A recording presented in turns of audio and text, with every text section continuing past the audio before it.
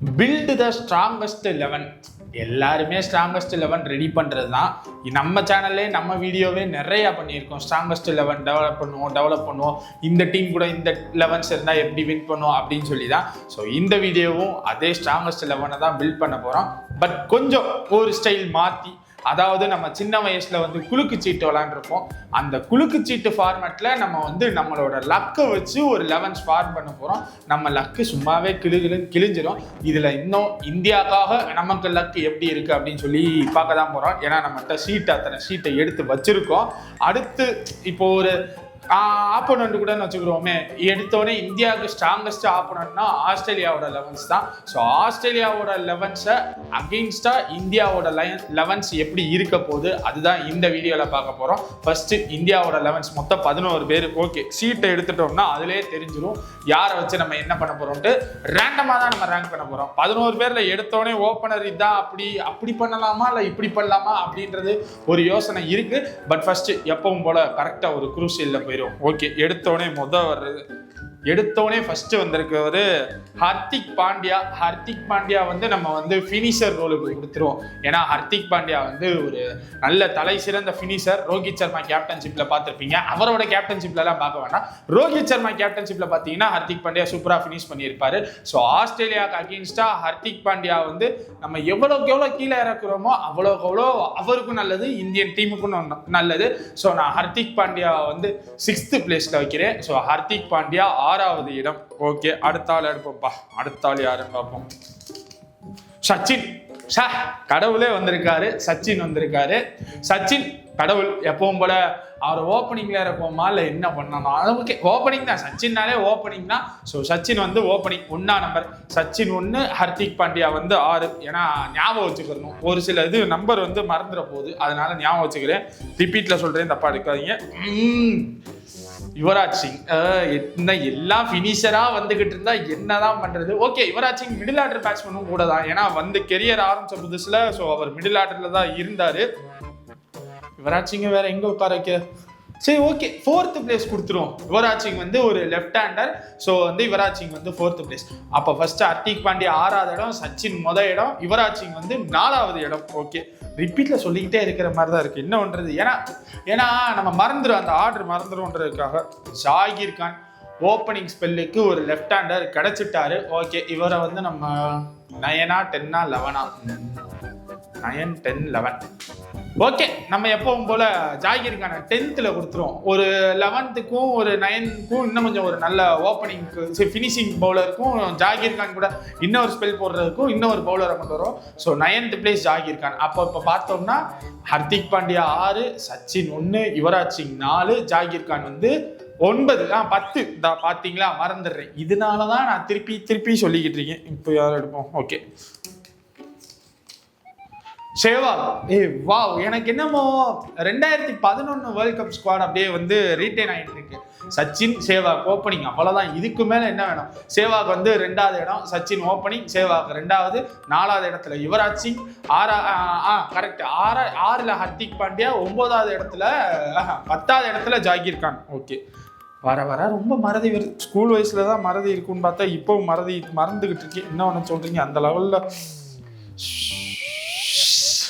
Suresh Raina 2011 squad தான் அப்படியே build ஆகிக்கிட்டு இருக்கு. சுரேஷ் ரெய்னா எங்க வைக்க 5வது இடம் தான் கொடுக்கணும். வேற என்ன ஒன்று, ஒன் டவுனுக்கு வந்து வேற ஒரு பிளேயருக்கு வெயிட் பண்ணிக்கிட்டு இருக்கேன். அந்த ஒன் டவுன் அவர் வந்தாருன்னா கரெக்டா இருக்கும். ஒன் டவுன்னாலே அவர் தானே, அவர் இல்லாம ஒரு ஸ்குவாடா அப்படின்றதுனால. ஓகே, சுரேஷ் ரெய்னா குறை சொல்லல. பட் சுரேஷ் ரெய்னா யுவராஜ் சிங் அடுத்து வர்ற மாதிரி இருக்கு. Okay, correct. சுரேஷ் ரெய்னா 5வது இடம்.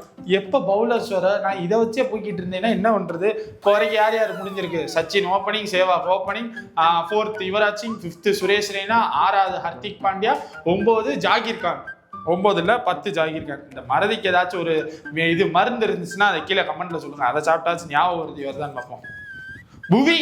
வாவ், ஒரு சைட்ல ஜாகிர் கான்னா இன்னொரு சைட்ல புவி. 2 பேருமே ஸ்விங்குக்கு சூப்பர். அப்பனா ஜாகிர் கான் 10 கொடுத்துருக்கோம், புவனேஸ்வர் குமார் 9. செம்ம ஸ்குவாடு, உண்மையிலே சூப்பரா வந்துகிட்டு இருக்கு. பரவாயில்ல, நமக்கும் ஏதோ லக்கு கொஞ்சோண்டு இருக்கு போல. ஓகே, இப்ப மறுபடியும் ஸ்குவாடை ரீப்ளேஸ் பண்ணிடும். சச்சின் 1, சேவாக் 2, 3 இல்ல 4 வந்து யுவராஜ் சிங், 5 சுரேஷ் ரெய்னா, 6 இல்ல 7 ஹர்திக் பாண்டியா, 8 இல்ல 9 இல்ல 9 புவனேஸ்வர் குமார், 10 ஜாகிர் கான், 11 இல்ல. ஓகே, இது ஒரு இது முடிஞ்சிருச்சு. அடுத்து ரேண்டமா எடுத்துக்கிட்டு இருக்கோம், யார் வர போறாங்கன்னு தான் தெரியல. ஒன்றுக்கு விராட் கோலி வந்தா நல்லா இருக்கும், பார்ப்போம். யூசுப் பதானா நான் எங்க கொண்டு வைக்க. ஓகே, ஒரு ஆஃப் ஸ்பின்னர் கிடைச்சிருக்காரு, அதனால யூசுப் பதான்.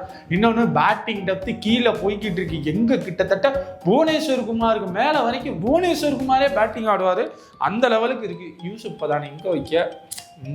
மிச்சம் இருக்கிறது வந்து 3 இருக்கு, 6 இருக்கு. ஹர்திக் பாண்டியா வந்து 6, 7, அதனால 3 இருக்கு. சரி, ஓகே, 7 வச்சுக்கிறோம்.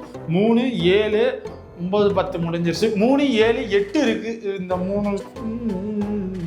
உனக்கு யூசுப் பதான் எப்படி 3, 7.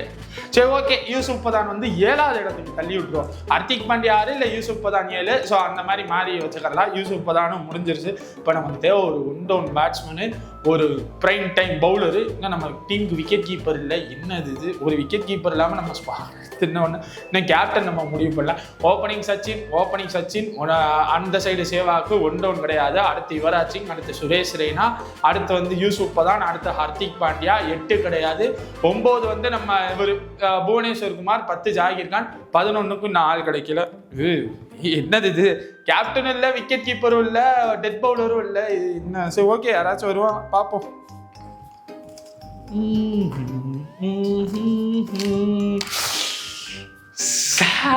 எதிர்பார்க்காத ஒருத்தர் கேப்டன் கிடைச்சிட்டாரு, விக்கெட் கீப்பரும் கிடைச்சிட்டாரு, ஒரே ஸ்லாட்ல முடிஞ்சு போச்சு. ஆனா இவரை நான் எங்க சரி, ஓகே, பரவாயில்ல. MS தோனி வந்து ஒன் டவுன்ல இறக்கி விடுவோம், வேற வழி இல்லை. ஆனா கிடைச்சிருக்காருல MS தோனி. கேப்டன் முடிஞ்சிருச்சு, விக்கெட் கீப்பர் முடிஞ்சிருச்சு. MS தோனி ஒன் டவுன்ல எவ்வளவு சரித்திரம் பண்ணியிருக்காரு அப்படின்னு சொல்லி நம்ம வீடியோ வரப்போகுது. ஸோ அதனால அந்த வீடியோல நம்ம MS தோனியோட ஒன் டவுன் பத்தி பார்த்துக்கிறோம். ஸோ ஓகே, அதனால MS Dhoni one down. Okay, squad வந்து ஓரளவுக்கு சூப்பரா ஓரளவுக்குள்ள சூப்பராகவே செட் ஆயிடுச்சு. இன்னும் நமக்கு இருக்கிறது 2 இடம் தான். அதுக்கேற்ற மாதிரி கிடைச்சிட்டாங்கன்னா ஆஸ்திரேலியாவுக்கு நம்ம டஃப் கொடுப்போமா இல்லையா அப்படின்றத கீழே கமெண்ட்ல சொல்லுங்க. Captain MS Dhoni, wicket keeper MS Dhoni, gloves MS Dhoni கையில கொடுத்துடலாம். இப்போ நமக்கு தேவை 8, 11 மட்டும்தான். சாரி, கரெக்டு தான், 8, 11. இப்போ யார் 2 பேருமே பவுலரா வேணும், என்ன பண்றது? இதுக்காக தான் நான் வந்து ஒன் டவுன் ஸ்குவாடை வந்து அப்படியே வச்சிருந்தேன். விராட் கோலி வர்றாரு, அதிர்ஷ்டம் வந்துச்சு. நம்ம எங்க வீட்டுல இருந்து ஸ்டுடியோ வரைக்கும் வந்துச்சு. அப்படியே திடீர்னு ஆஸ்திரேலியா பக்கம் போயிடுச்சு. விராட் கோலி இப்போ வர்றாரு. விராட் கோலி என்ன ஒண்ணு, சரி, ஓகே, பேட்டிங் டெப்த் கிடைக்கும். பவுலிங் வேணும்னு பார்த்தா பேட்டிங் டெப்த் கிடைச்சிக்கிட்டு இருக்கு. விராட் கோலி திருப்பி அவரை வந்து எங்க இறக்குறது? சரி, ஓகே, 8வது இடத்துல தான் இறக்கி ஆகணும். 11 ஒரு யாராச்சும் ஒரு ஸ்ரீசாந்த், ஒரு பும்ரா, இல்லை ஹர்ஷித் ராணா. இந்த மாதிரி ஹர்ஷித் ராணா சும்மா சொன்னேன், எழுதி போட்டுக்கிறதுனால ஹர்ஷித் ராணா சொன்னேன். ஹர்ஷித் ராணாலாம் வேணாம்.